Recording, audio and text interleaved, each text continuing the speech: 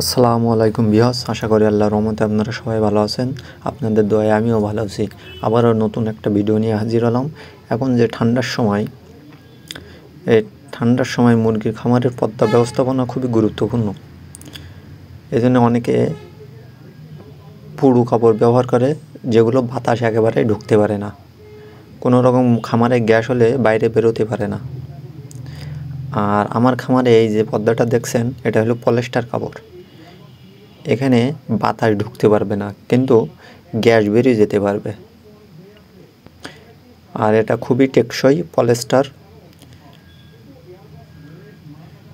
4-5 বছরে আশা করছি ভালোভাবে চলে যাবে, নষ্ট হওয়ার সম্ভাবনা খুবই কম।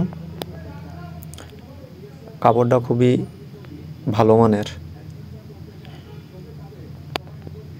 এরকম পর্দা যদি কেউ নিতে চান তা আমাদের সাথে যোগাযোগ করবেন স্ক্রিনে দেওয়া নাম্বারে। এই যে দেখছেন, বাইরে থেকে ব্রুডিং হচ্ছে সেটা দেখা যাচ্ছে, কিন্তু বাতাস ঢুকবে না, গ্যাস বেরোয় যাবে। খুবই ভালো মানের কাপড়। আর এটা আড় আছে 3 হাত আর লম্বা 25 গজ। একটা রোল সিস্টেমে থাকে।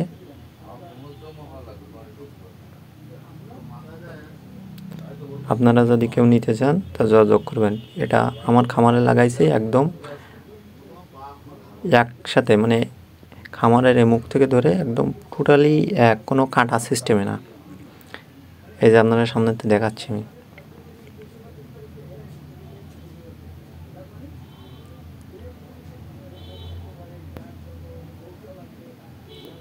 উপরে দড়ি সিস্টেম করেছে, এই যে টান দেবো তো সাইডে খামারে ঢুকবো, আবার যখন বাইরে চলে আসবো তখন আটকে দেব।